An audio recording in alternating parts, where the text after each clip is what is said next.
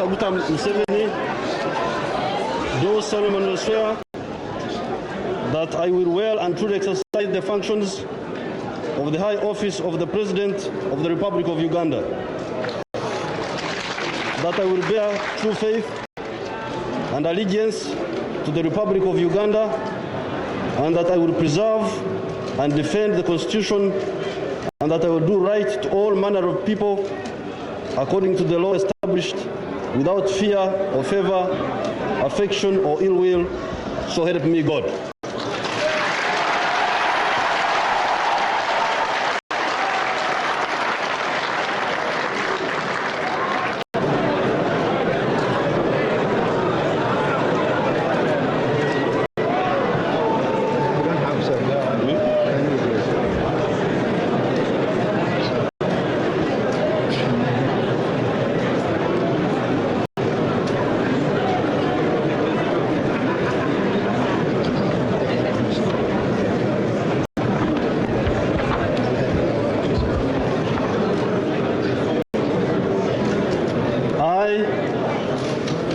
Museveni, swear that I will be faithful and bear true allegiance to the Republic of Uganda, and that I will preserve, protect, and defend the Constitution.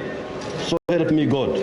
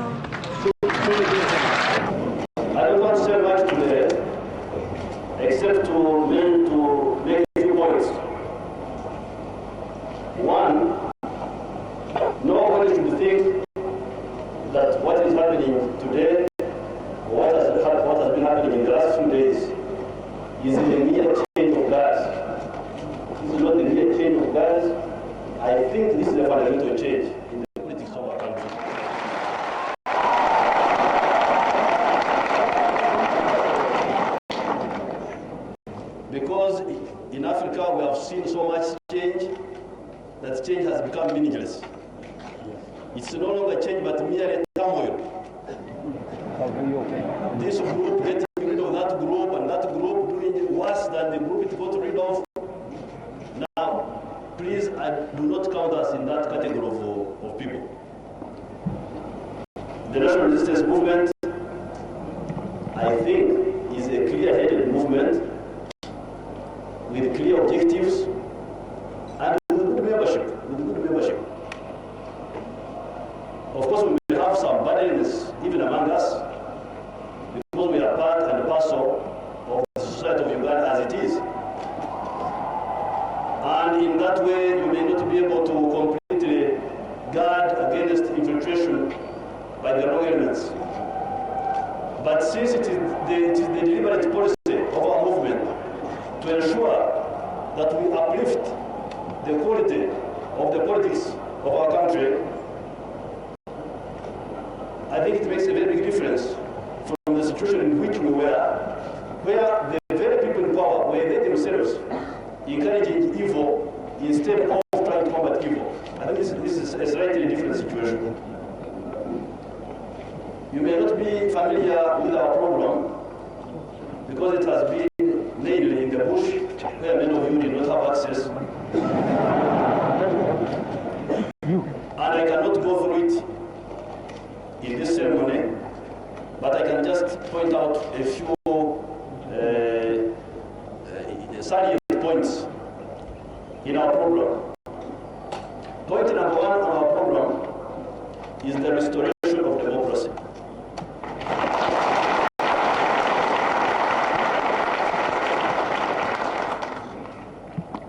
The people of Africa, the people of Uganda are entitled to democratic government. It is not a favor from any regime. It is the right of the people of Africa to have democratic governments all over the place. The people should be able to hire and fire any government.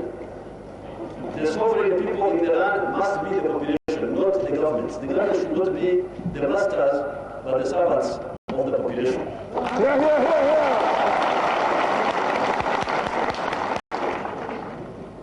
And in our liberated zones, the first thing we start with is the election of the village committees. Because my mother cannot go to parliament, but sure she can be a member of the committee, so that she can also make her views heard.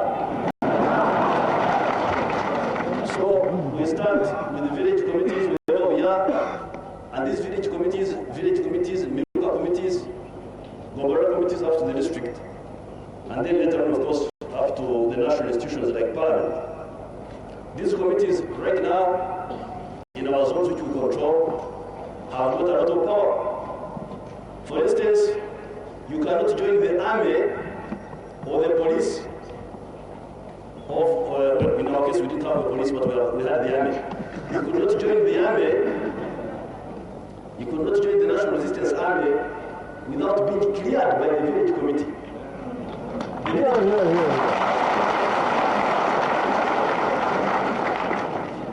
You must get a recommendation from the people in your village that you are not a rogue for you to qualify to be considered to join the National Army. So even our soldiers who we have, or those who are joining us from other armies, we shall have to refer them back to the village.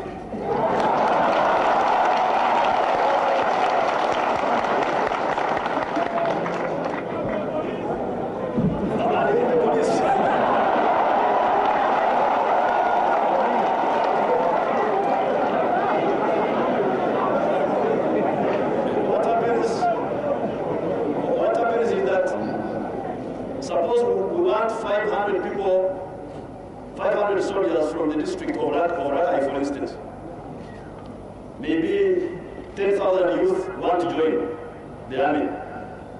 But any political considered must first of all be cleared by the Miruka and Gombora committees that so and so's son is not a rogue, he does not steal chicken on the village, he does not abuse people, he does not stone passers-by.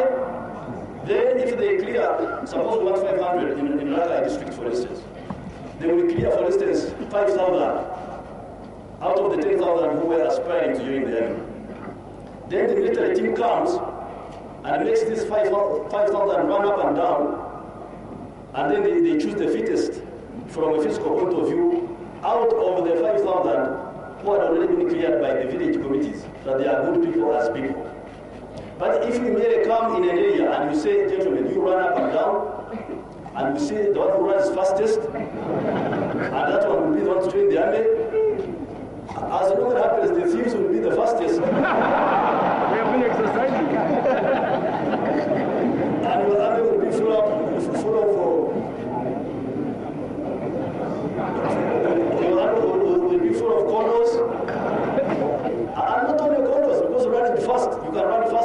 advancing or withdrawing. So running fast cannot be a criteria. What is the criteria is the character of somebody. That must be the best criteria. Somebody's character, is he a good character or is he a bad character? And that can only be decided by the people who live with you. In this case, the village committees.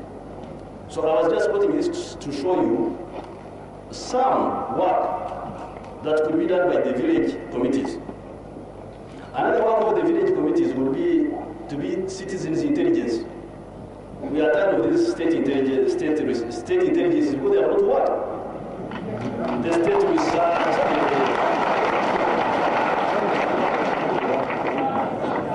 the State Research Bureau and the National Security, I don't know what, and this and that. And that's this not what? But these committees, we have been using them in Bulembezi as citizens' intelligence. Because what happens is that if I come to address a rally in Semuto, for instance, or Kapeka, or Nakaseka, the first people I meet are the village, are the committees, the Nuka committee, the Gongora committees. We even had zonal committees, which meant a combination of Gongoras in one zone. Like for instance, the Gongoras of Gombe, Nimbwa, this Wakiso, Mende, we are one zone. We used to call it task force zone, because we had our units there called task force. Now, if you come and you meet the committees in that area, they will tell you everything that is going wrong in those areas. They will tell you that the Muka chiefs are thieves, so you will know it. They will tell you that the people in the hospitals are selling drugs, so you will know it. They will tell you that the soldiers are misbehaving, and you will ask them who misbehaved. They will tell you so and so, and you arrest him. So that they will be able to be sort of a watchdog for the population against the misusers of authority. So, on top of these committees, of course, eventually we are going to have parliamentary elections so that we can have a parliament which is directly elected by the people. So that we shall have a combination of both the committee democracy as well as the parliamentary democracy, as we have been having in and this business, we don't want to elect you and then you go and you change sides when we are going to the parliament. You see? If you want to change sides, then you must go back and consult the people who elected you. That's the thing.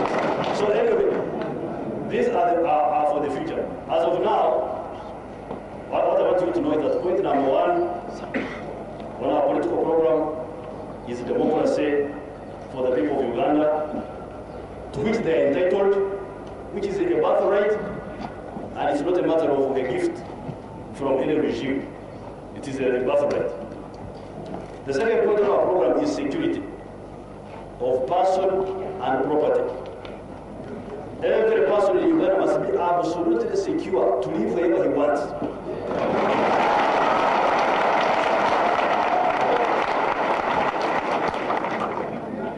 Any individual, any group of persons who threaten the security of our people must be smashed without mercy.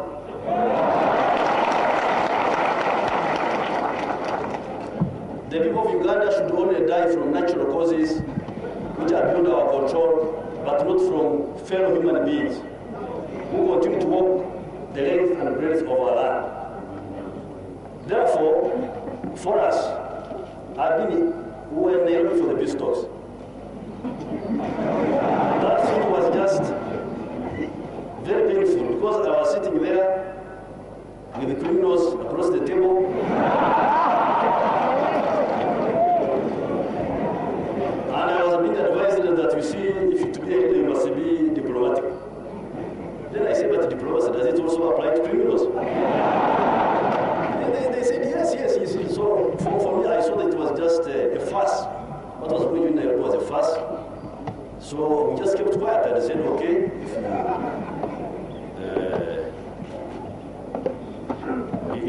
we tried to push our case peacefully to to say that the main elements must be excluded from the government, that the people like Basilio who killed people who are all seen should be excluded. But our voice was a lonely voice because there were so many pressures from the international community, which is only interested in trade. The international community does not care about how many skeletons we have here in Uganda. What they care about is for the road to be open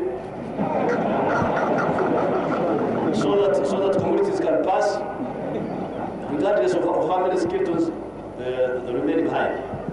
So we just kept quiet, but we made our position very, very clear that we are not going to take part in any government in which criminals are involved.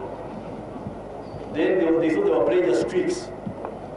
Even the Okello said, he came here and told the people that by me signing the agreement, they had removed the teeth from the Saramba.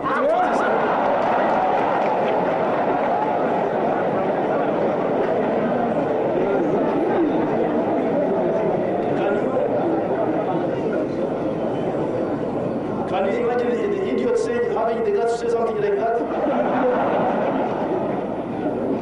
But anyway, for us, we are not bad students.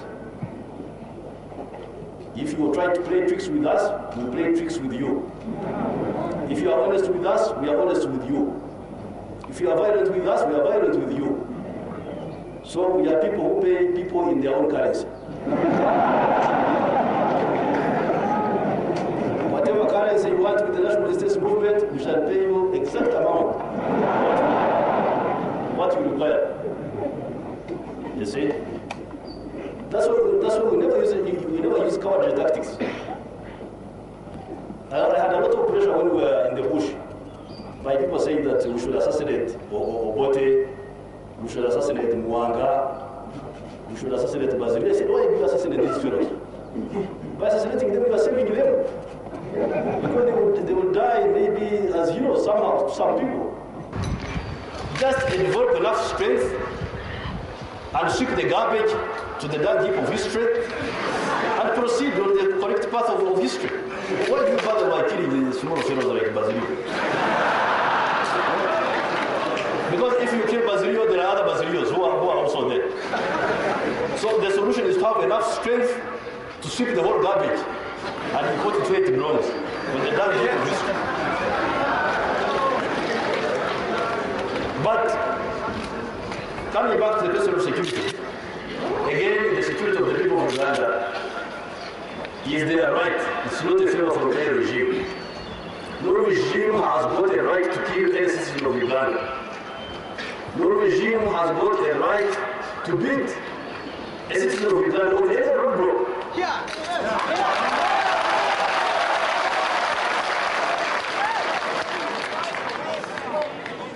Our soldiers, we are telling our soldiers that to abuse only, if you only abuse a citizen and we get hold of you, you are a soldier. You are about to know what it means by this. Yes. As for the killing, this is absolutely out.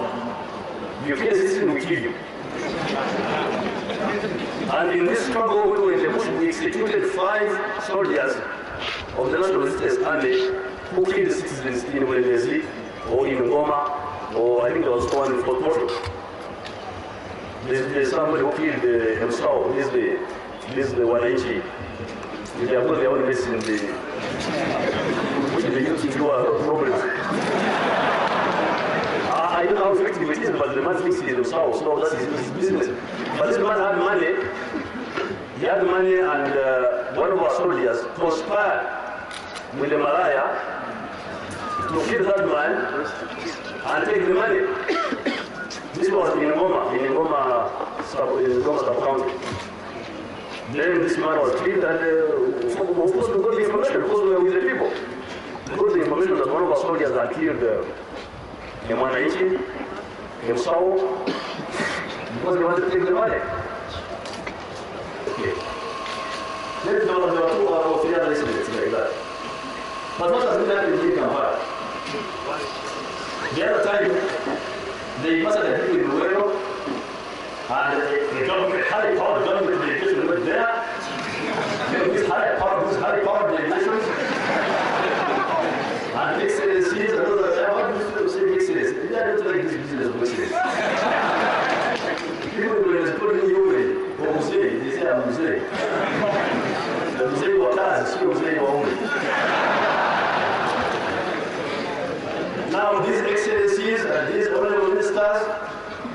And this high-ranking military personnel, and I don't know what other high-ranking hopelessness, they went there to Luero, and what did they do? We were told that they had transferred the person who had killed people in Luero to another station. Yeah? Can you imagine? Somebody kills 100 people, somebody kills 50 people, even if you kill 2 people. And you say you have transferred him to where?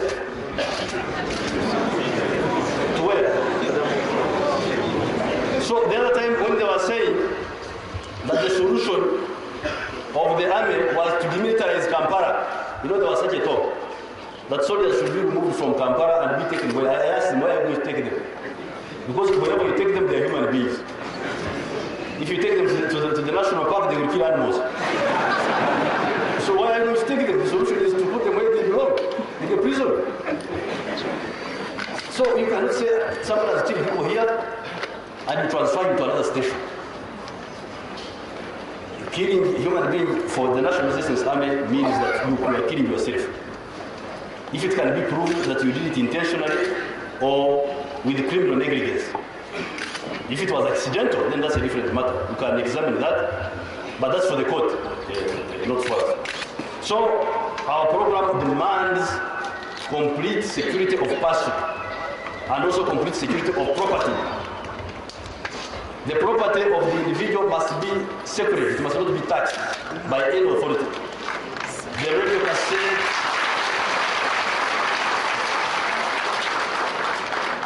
the bicycle, anything small, it belongs to that individual.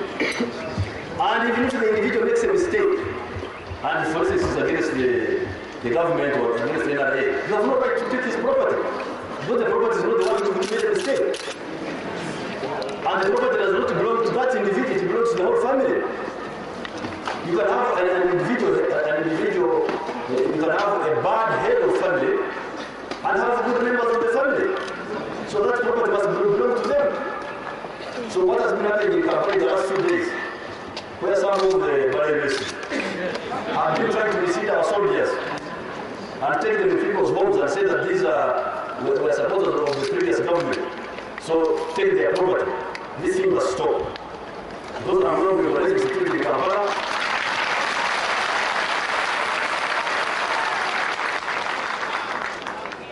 And I'll lay my hands on those who are either misleading our soldiers and who are using this cover of change of government to loot other people's property. If somebody has made a mistake, he will be dealt with by the courts. The courts will deal with him. If he lost his property, will he take in the good person or what? What is the question that is there? So the property of individuals must be respected.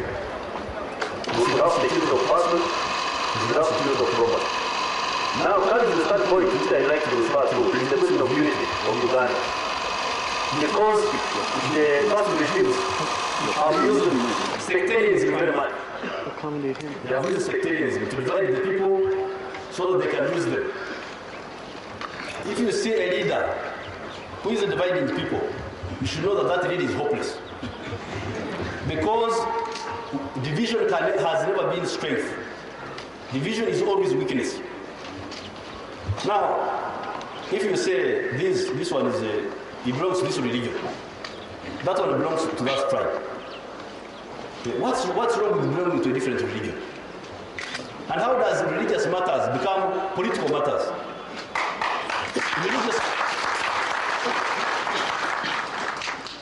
Religious matters are matters between yourself, you as an individual, and your creator, God. That's a matter between you and God. You are religious and your aspiration is to go to the life after here. Now, we in politics are talking about the life here. We are not talking about the life after. We are talking about roads. That's what politics is about, roads, water, drugs in the hospital, schools for children. That's what we are talking about in politics. So how do you now bring religion and mix it up with this business? Now, the road from here to the public house, if a pregnant woman travels on that road, I'm sure she'll get miscarried. Now, that road, whom does it harm Catholics only and forgive Protestants? That bad road there. Is it bad for only Protestants and not for Catholics? Or for Muslims and not for Christians? Or for Achonis and not for Baganda? That road is bad. It is bad for everybody.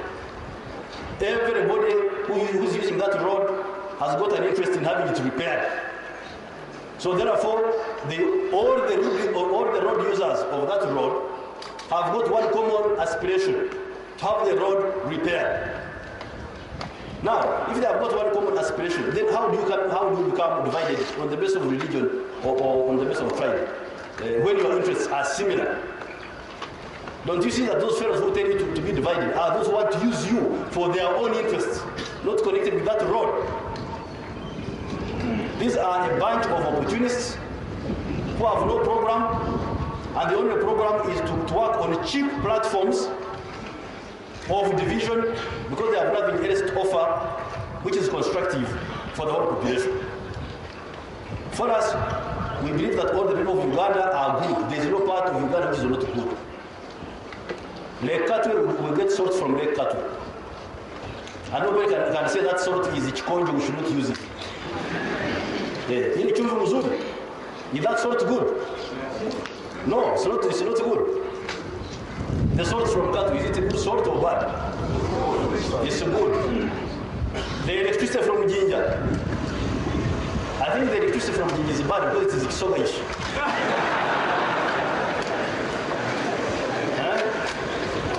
And how about the tobacco from West Nile? The tobacco from West Nile, is it not Anyanya?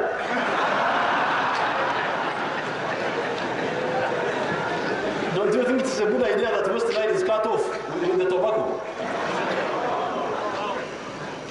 And how about the cotton from Kitugum and Rango? Huh? And how about Karamoja? They have got, they submit there. They submit in Karamoja. So every part of Uganda is useful. Every people of Uganda are useful. Every people of Uganda are necessary. In fact, Uganda is actually very small, if you know. It's very small. It has got only a population of 15 million and has got only 93,000 square miles.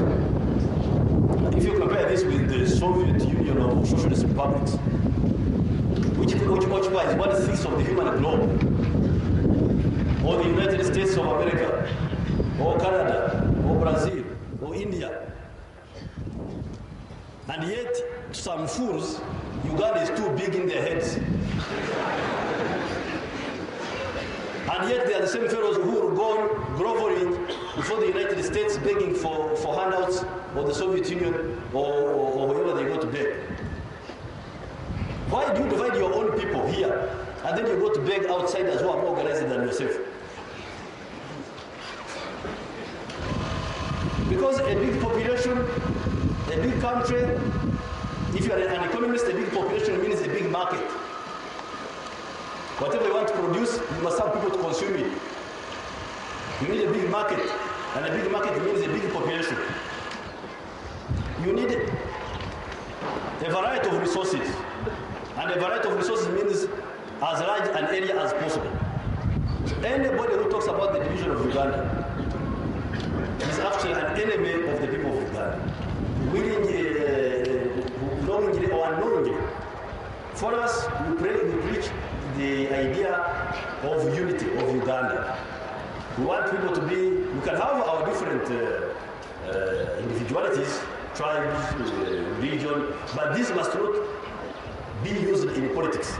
Because politics is a different matter, and religion is a different matter, and the tribes are like you said, this is Museveni, this one is, what's your name? Your name? Ocho is Ocho. He's Museveni, I'm Museveni, he's Ocho, but we are, if it now rains, we shall have a common problem. We shall have a common problem. We need protection from the rain, all of us. So our individuality has nothing to do with the political programs of the country. Our religion has nothing to do with the political program of the country. Those are separate matters. Even the Bible guides us on this matter. It says, give unto Caesar those which are Caesar's, and give unto God those which are God's. That's what the Bible says.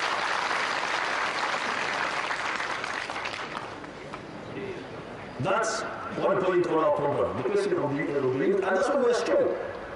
Our movement is strong because it has solved the question of unity among our people.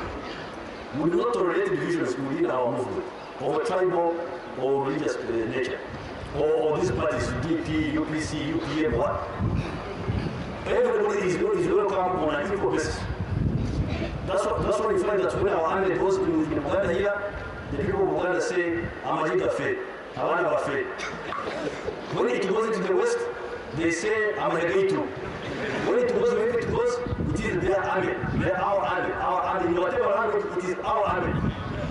If they don't say our army, they say Awana Fe, our children. It is affectionate. The person who captured Bureau the other day, the commander who was leading the group which attacked Bureau, was an officer called Okecho. He's from West Nile, he's from Pakwach. So when I hear these idiots talking of the division between the north and the south, that division is in their heads, and those who are hoping to bank on it are going to be disappointed.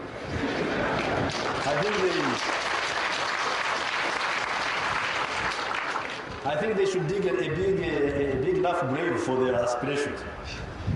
Okecho is the one who captured Morova. He's a boy from West Nile. Kerim is the one who captured Masini yesterday but one. He's a boy from West Nile. Dr. Bata here, Bata stand up. Where's Bata?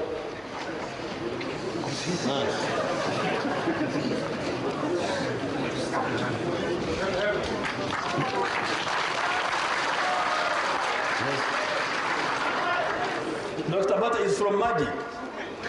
He has been our director of medical services for all these years in the bush.